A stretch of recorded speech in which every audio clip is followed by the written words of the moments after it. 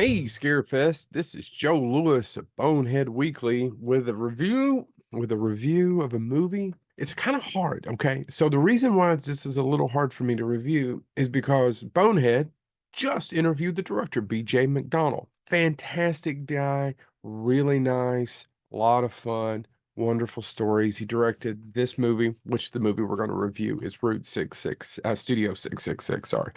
Studio 666. He also directed Hatchet 3, and he's been a Steadicam grip operator, Steadicam operator, camera operator, grip operator through tons of Hollywood movies. And we did about an hour and a half with him on Bonehead Weekly the other night. And I just had the best time talking to him.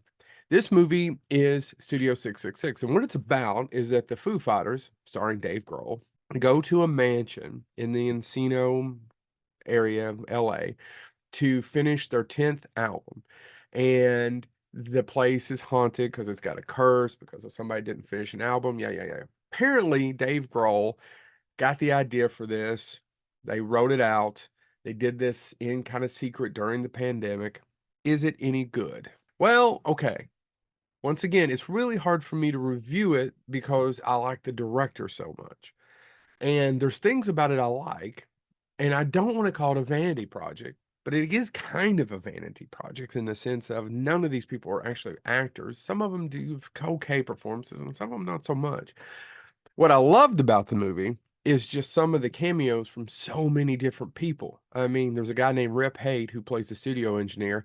That's a pseudonym for John Carpenter. John Carpenter actually did some of the music, and there's a lot of Carpenter-esque references all throughout this movie. BJ's a huge Carpenter fan like I am. And there is, it's one of those where Whitney Cummings is in it. She's hilarious in it. Will Forte is in it. He's hilarious in it. BJ worked on MacGruber and is a friend of them. And they talked about how he got a lot of these different people to do all the cameos. Did I enjoy it? I enjoyed about 20 or 30 minutes of it.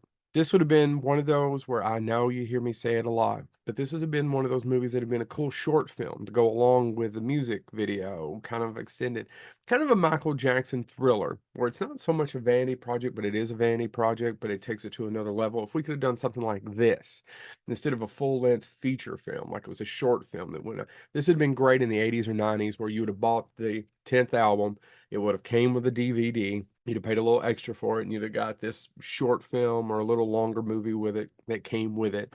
And you've been, oh my God, the Foo Fighters. Problem is I don't know that in the current marketplace that exists, right? Because everything is streaming. Can you watch this movie? Yeah, I paid for it. Which is funny because I don't normally, if I don't stream it or don't go see it in the theater, I usually don't, but I paid for it. You can stream it on Amazon. It's $1 or $2. Is it worth a couple of bucks? If you're a Foo Fighters fan, yes. If you like horror comedies, yes.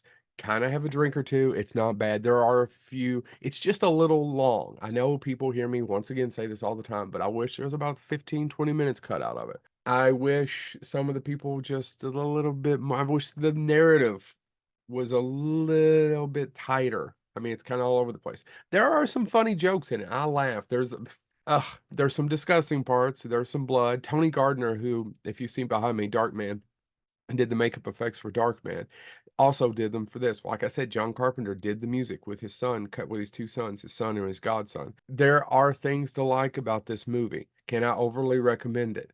No. But if you're a Foo Fighters fan and you love Dave Grohl and the rest of them, then yeah, you probably have already seen it and you may have liked it, may have not. I'm kind of curious if you're a I'm a Foo Fighters fan.